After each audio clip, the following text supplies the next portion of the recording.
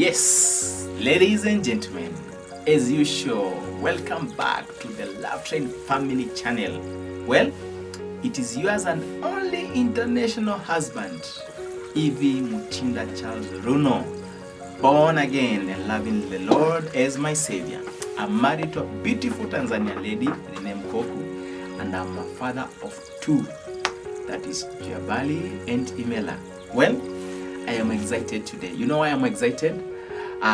There's been so much support, there's been so much likes, there's been so much engagement with what we are doing on this channel, and I want to thank God for you. You are a blessing. Every day you are giving energy to continue. You know what? I'm so passionate for marriage, and I'm here to support. I am here to encourage you. I am here to walk with you a journey of 1,000 miles, and we started and we are doing it. In case you need counseling, in case you need one-on-one, check there down on the comment section. Please engage me. We'll continue to fellowship. Well, without wasting our time, back to the topic of the day. Something I'm very also excited about, because this one is a separator.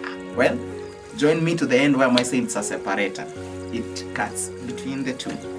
And the topic is... for those who are joining me, before I tell you the topic, I've been doing a series on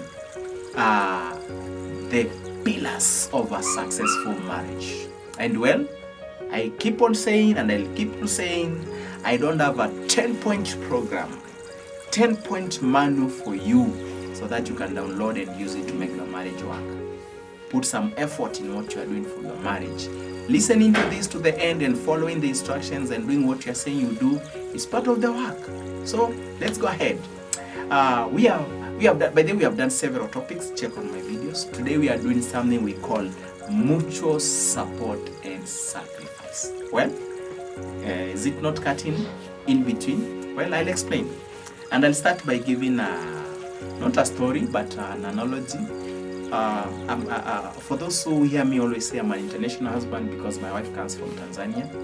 So the other day she traveled and she went to TZ for about 1.5 weeks.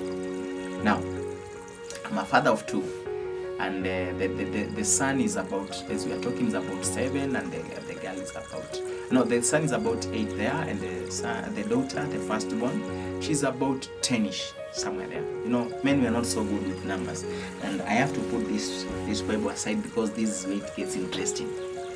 So I'm left there with 2 kids, and I'm supporting them. I have to wake up in the morning, they have to go to school, they have to eat.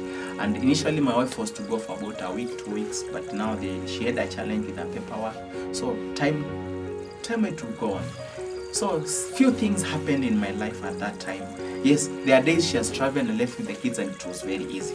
But let me tell you, for 1.5 months, hey, fasten your seatbelts. Now, men who have never experienced this, let me tell you, this is an eye-opener. We like taking for granted the things that our wives do for the sake of us. The big babies, that's what we call ourselves, and then the small babies. But let me tell you what I went through. It was such an eye-opener that I realized something needs to be done. And I said I'll say this to encourage men when it comes to parenting. That duty of waking up in the morning, preparing the kids, and making sure that they have breakfast, making sure that they have gone to school, and being there in the evening and making sure that there is food, their clothes have been washed, their homework is done, and everything that needs to be done is done. At first it was easy, you do as a man, hey, papa. But let me tell you, in 3 weeks down the line, I realized it's not easy. It's not just wake up and doing and assuming things. You have to really get engaged. These kids have questions. These kids, sometimes my kids my wife would be conversing with them, she would be shouting. And I would just tell her, why are you shouting to the kids? You just need to talk to them nicely. They understand. You don't need to shout. But my friend, I found myself shouting without knowing that I'm shouting, because you tell them do this, and it's good to let kids be kids. You tell them, wear your socks. You go there, you can't and find them, they have not wear them, you have given them everything. Where's your handkerchief? Where is your homework? So you find you talk and eventually you get tired of talking, so you have to shout. And when you shout, it's like a thunder. They, oh, and then they start doing things faster, here, there, and then they release you. Then you come in the evening, you're from hustle, you are so tired. You come, you just get into the house, it's about 8, you realize you have not cooked, the utensils you are not washed, there is a lot of stuff to be done, the kids have got homework to be done, and I'm there, I'm like, oh God, give me the grace. I need to do this, I need to be active, sometimes you are just so tired, and very early in the morning when you're just about to sleep, and then you just wake up, and then you're like sleeping back again, you realize they need to go to school, and you don't know even where the shoes are, you don't know even. I could go on and go on, but I learned a lesson, and I realized, for one thing I learned, one thing that I started to practice, for one, I realized this issue of breakfast, most of the time you'll go and buy in the morning. I changed that. I tried it 2 days and it didn't work for me. Going to the shop and coming and you realizing that this pile of things remaining. So I decided that breakfast must sleep in the house every day, God willing. As the Lord allows me and enables me and empowers me, always breakfast sleeps in the house. So that in the morning, it's not a matter of going and rushing someone who is fixing the kids, she's fixing the dishes, she's fixing the shoes, she's fixing the, Then the other thing also decided, I don't have to assume homework is done. I have to participate. I have to be the one showing, the one asking the questions. I cannot sign, this is what I've been telling my kids and now they know it. I cannot sign their CBC stuff, the daily where the parents, without seeing what they have done. And that has realized it makes me engage with these guys. We talk, we exchange, I hear their views, they hear my views. That has been something that is very intentional. And then the other part is the kitchen manenos. I know, probably I'm talking to caliber of men, how they have grown up and how they do things. Kitchen is a taboo. Well, you don't have to get into the kitchen. About clothes, another area.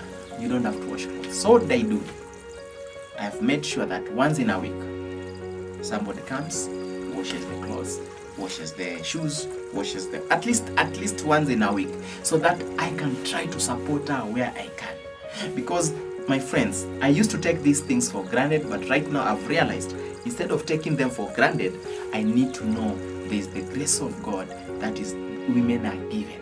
They are given grace to do all this. But this part of, I'm saying, mutual support.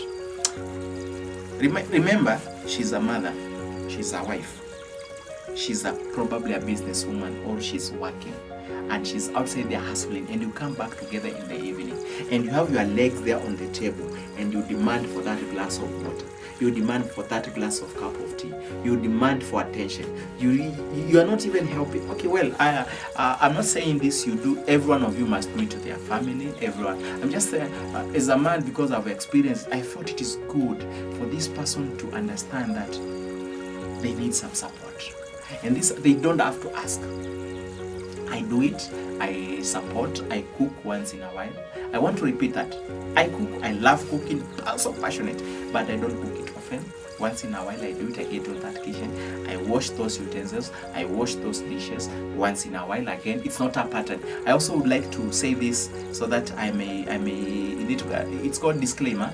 Please, sweetheart, if your husband has agreed to support you, don't one day come up and say, where there's no food? I thought you were the one cooking. Why are the dishes dirty? Why don't you help me? Why don't you say no? If he develops a heart of helping you, carry it a surplus, continue doing what you do, and ask God to give him that grace and that opportunity to just support you as he is able. I don't want you guys to fight and come and say, the international husband said every man should get in the kitchen and cook. No, that's what I'm saying. It's a mutual support. It's something I went through, and I felt like we should step in once in a while in that kitchen. Sometimes the best thing is chase them away. You get there, find where the kitchen knife is, find where the onions are. Do some crying because of the onions, and let it be known today you cooked that meal. It helps.